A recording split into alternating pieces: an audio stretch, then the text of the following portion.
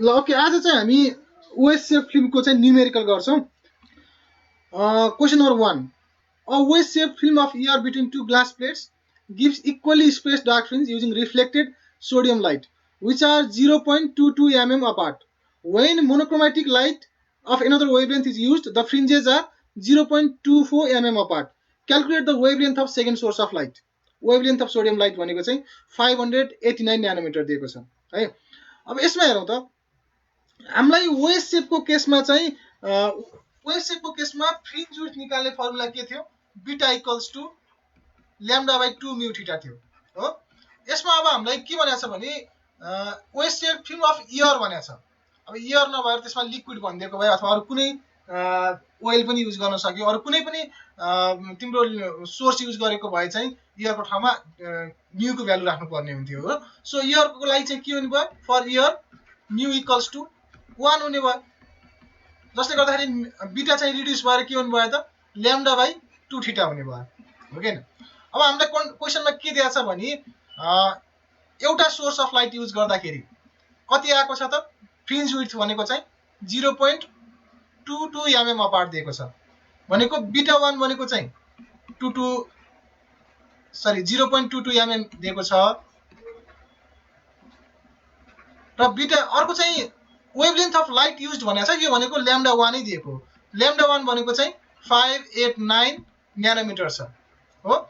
So beta 2 भनेको के दियो? बीटा 2 भनेको चाहिँ 0.24 mm अपार्ट छ र हामीलाई सोधेको छ ल्याम्डा 2 हो कि हैन। सो अब यहाँनिर हेरौँ त, 2 थीटा भनेको चाहिँ 2 पनि कन्स्टेन्ट भ्यालु भयो, थीटा पनि के हुने भयो त? कन्स्टेन्टै हुने भयो। एउटा सिस्टममै युज गरेछ नि त। जुन वेभ सेप लिएको छौँ त्यो चाहिँ एउटै सिस्टममा युज गरेका छौँ। सो थीटा त चेन्ज हुने कुरा भएन, एउटै थीटा हुने भयो यो वेभ सेपको चाहिँ। सो थीटा पनि के हुने भयो त? कन्स्टेन्टै भयो। So beta is proportional to lambda हुने भयो, जसले गर्दा हामीले के भन्न पाए त? यसलाई हामीले रेसियोमा लान्छौँ। रेसियोमा लायो भने सजिलो हुने भयो। Beta 1 by beta 2 equals to lambda 1 by lambda 2 है। र लकिली हामीलाई यसमा के छ भन्दाखेरि रेसियोमा भएको कारणले गर्दाखेरि युनिटहरू सबै काटिन्छन्, होइन भने युनिट कन्भर्ट गरेर गरे पनि हुन्छ, त्यो अलिकति लेन्दियर हुन्छ। त्योभन्दा सजिलो के हुने भयो त? युनिट हामीले कन्भर्टै गर्दैनौँ। कन्भर्ट नगरिकन गर्दाखेरि के हुने भयो? 0.22 युनिटै राख्नु पर्यो। कन्भर्ट गर्दै छैनौँ भने युनिटै राख्नु पर्यो है। सो अर्को चाहिँ 0.24 है, 0.24 mm इक्वल्स टु के हुने भयो त? 589 इक्वल्स टु 589 nm है। तल चाहिँ के हुने भयो त? ल्याम्डा 2 भयो। सो mm र mm काटियो, ल्याम्डा 2 इक्वल्स टु के हुन्छ त? ल्याम्डा 2 इक्वल्स टु 589 न्यानोमिटर इन्टु 0.244 2444 होइन, सिंगल 4 रहेछ। 0.24 डिभाइड बाई 0.22, यसलाई हामीले क्यालकुलेसन गर्दाखेरि ल्याम्डा 2 को भ्यालु आउँछ। त्यही नै के हुने भयो त? हाम्रो आन्सर हुने भयो इन न्यानोमिटर है त। कति आउँछ हेर त? सो यसको आन्सर भनेको चाहिँ के आउनु पर्यो त? 643 न्यानोमिटर। ओके, क्वेसन नम्बर 2 मा हेरौँ। अ वेभ shaped air film having an angle 40 seconds है। एंगल हामीलाई के दिएको छ? सेकेन्ड्समा दिएको छ, यसलाई रेडियनमा लानु पर्ने हुन्छ।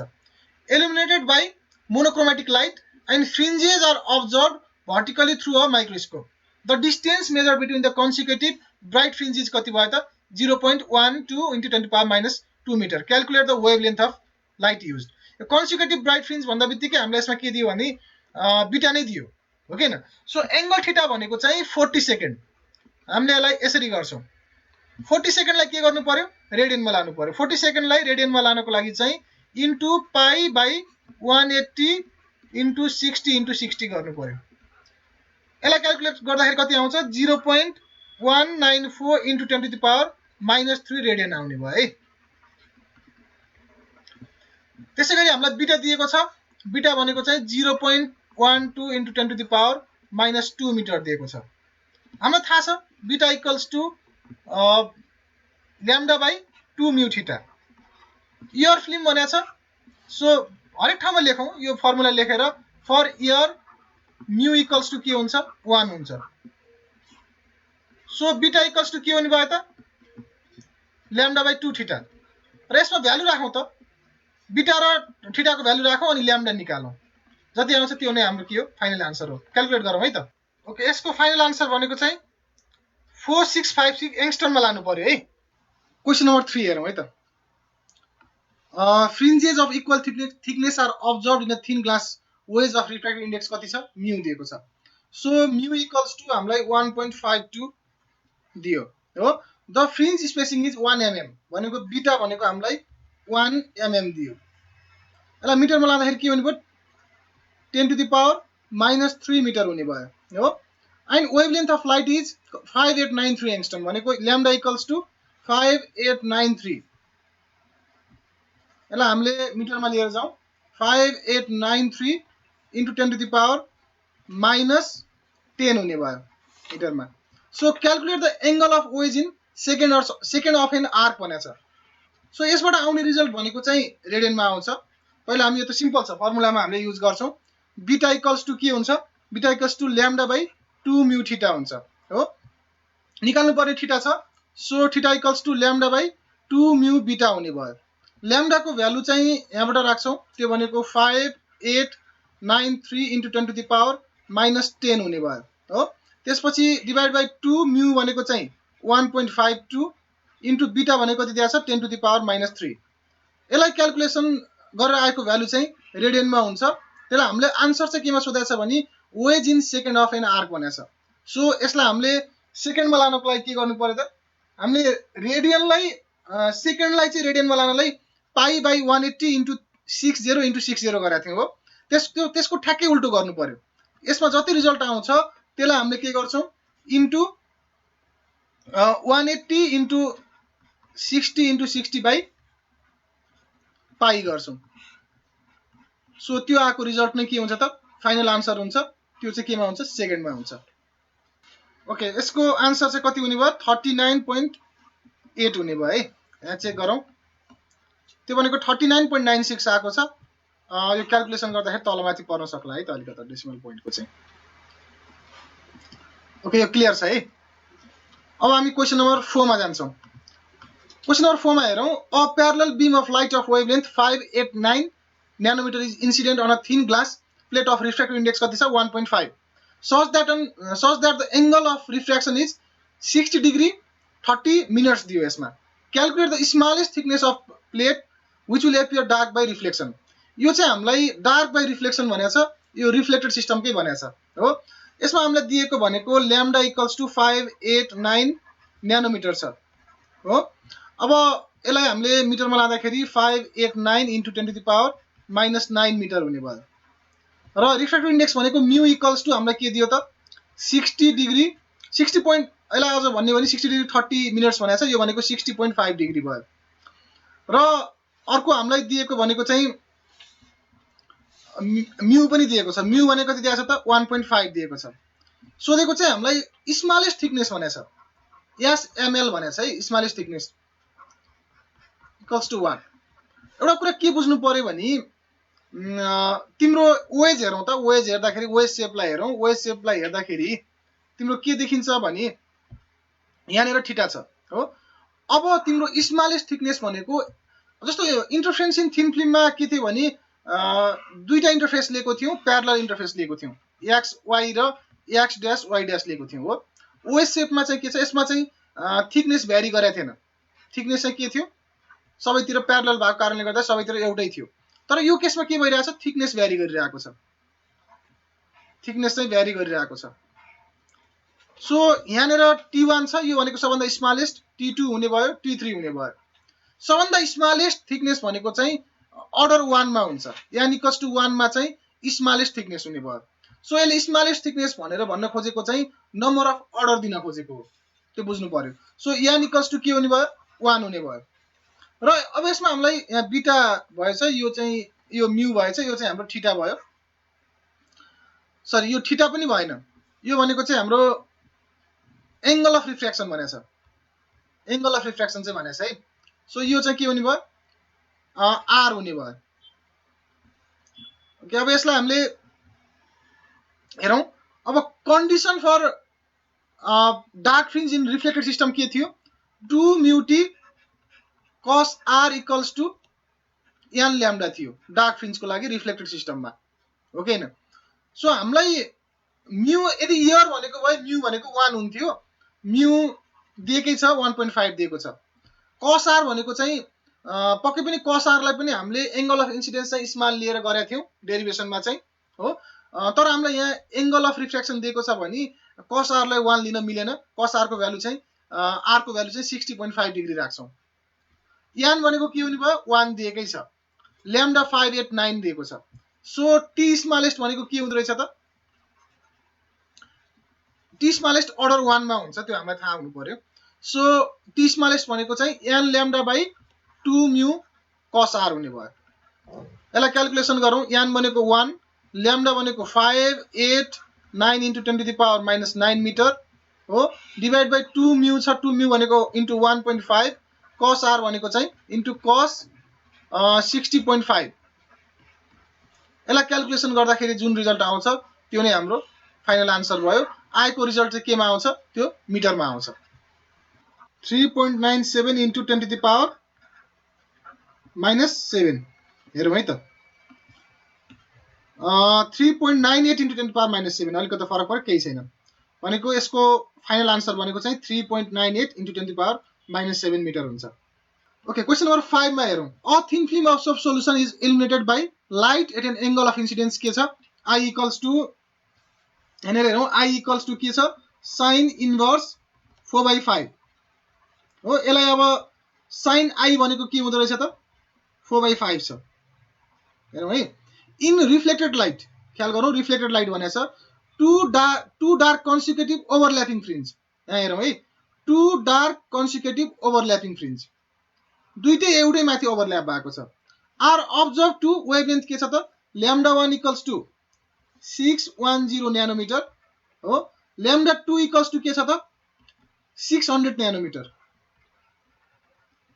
रिफ्र्याक्टिभ इन्डेक्स अफ सोप भनेको कति दिएको छ त म्यू एस भनेको चाहिँ 4/3 दिएको छ calculate the thickness of the film भनेको छ यो भनेको t equals to what t सोधेछ है सो यसको लागि हामीलाई थाहा छ रिफ्लेक्टेड सिस्टममा डार्क को लागि कन्डिसन भनेको 2 mu t cos r equals to n lambda हो यो थाहा पाउनु पर्यो है अब अर्को के पनि भनेको छ भने टु डार्क कन्सिक्युटिभ ओभरल्यापिङ फ्रिन्ज भनेको छ यहाँनेर हेरौं ओभरल्यापिङ फ्रिन्ज दुईटै कन्सिक्युटिभ चाहिँ के भएको छन् त ओभरल्याप भएको छन् 2 mu t cos r in fact यो के थियो भने पाथ डिफरेन्स थियो हो अब ओभरल्याप कति बेला हुन्छ जब तिनीहरुको पाथ डिफरेन्स चाहिँ इक्वल हुन्छ एउटै माथि ओभरल्याप हुनु भनेको यो n ल्याम्डा पनि पाथ डिफरेन्स हो नि त हो किन पाथ डिफरेन्स चाहिँ एउटै हुन्छ भने ओभरल्याप हुन्छ त्यो भनेको अब कन्सिक्युटिभ भनेपछि अर्को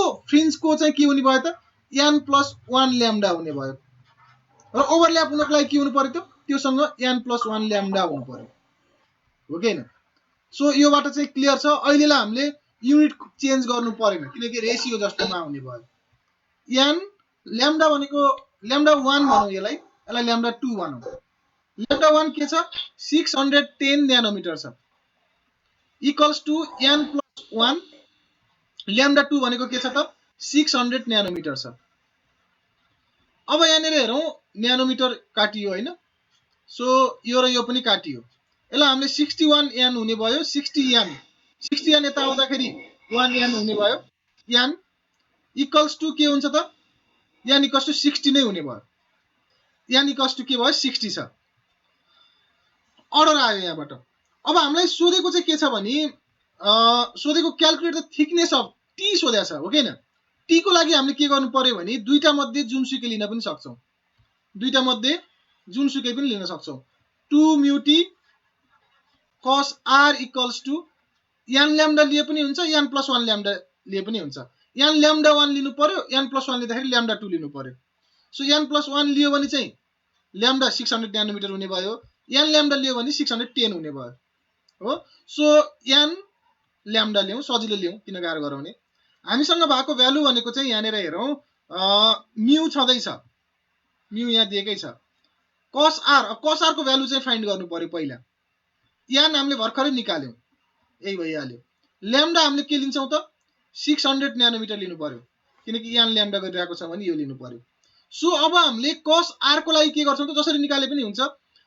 cos r निकाल्नको लागि म्यु इक्वल्स टु के हुन्छ त mu equals to sin i by sin r हुन्छ हो। यहाँबाट हेरौँ म्यु भनेको के छ 4/3 छ, sin i भनेको चाहिँ के छ त 4/5 छ इन्टु 1/sin r भयो। यहाँ हेरौँ है। So sin r equals to यहाँबाट के आयो त यहाँबाट sin r भनेको चाहिँ 4 र 4 काटियो हो कि हैन। sin r भनेको चाहिँ 3/5 भयो। अब cos r निकाल्नु पर्यो। cos r निकाल्नको लागि यहाँबाट r equals to sin inverse 3/5 गरे पनि भयो। त्यहाँ r आउँछ त्यसपछि cos r निकाले पनि भयो। हैन त्यसरी नगरेर म यसरी गर्न पनि त पाएँ। cos r cos स्क्वायर यस्तो गर्न पनि पाएँ। cos r equals to 1 minus sin square r गर्न पनि पाएँ, एउटै कुरा हो कि हैन। So equals to 1 minus 3 3 9/25 directly यो गरे पनि भयो। यो भनेको के हुन्छ 25 माइनस 9 भनेको 16 16/25 यो रुटमा हुन्छ। सो यो भनेको के हुन्छ 4/5 हुन्छ। cos r हाम्रो के आयो 4/5 आयो। सो यो सबै भ्यालु हालौँ त 2 इन्टु म्यु भनेको के छ म्यु भनेको 4/3 छ। t त हामीले निकाल्नु पर्ने छ। cos r भनेको चाहिँ 4/5 छ र n भनेको 60 छ। ल्याम्डा भनेको के छ ल्याम्डालाई हामीले अब चाहिँ मिटरमा लानु पर्यो, सबैलाई युनिट सेम लानु पर्यो। हैन भने युनिट हामीले चेन्ज गरेनौं भने चाहिँ त्यो न्यानो t भनेको न्यानोमिटरमै आउँछ। सो युनिट चेन्ज गरौँ यसमा। युनिट चेन्ज गर्दाखेरि के हुन्छ युनिट चेन्ज गर्दाखेरि 610 into 10 to the power minus 7 हुन्छ। सो यसलाई सल्भ गरौँ त। यसलाई सल्भ गरिसकेपछि जुन भ्यालु आउँछ t को भ्यालु त्यही नै के हुने भयो त हाम्रो रिक्वायर्ड आन्सर भयो। त्यो चाहिँ केमा आउनु पर्यो मिटरमा आउँछ। यहाँनिर मिस्टेक भएछ है 9 हुनुपर्छ। यहाँनिर मिस्टेक भएछ यो 10 टु द पावर माइनस 9 हुन्छ। सो यसलाई क्याल्कुलेसन गरिसकेपछि आउने भ्यालु भनेको 10 टु द पावर माइनस 5 हुन्छ। सो यसको आन्सर छ 10 to the power 1.72 into 10 to the power minus 2 mm मा छ। यहाँ अघि हामीले निकालेको चाहिँ के थियो 1.7 into 10 to the power minus 5 metre थियो। ठिकै छ यहाँ 2 पनि थियो होला।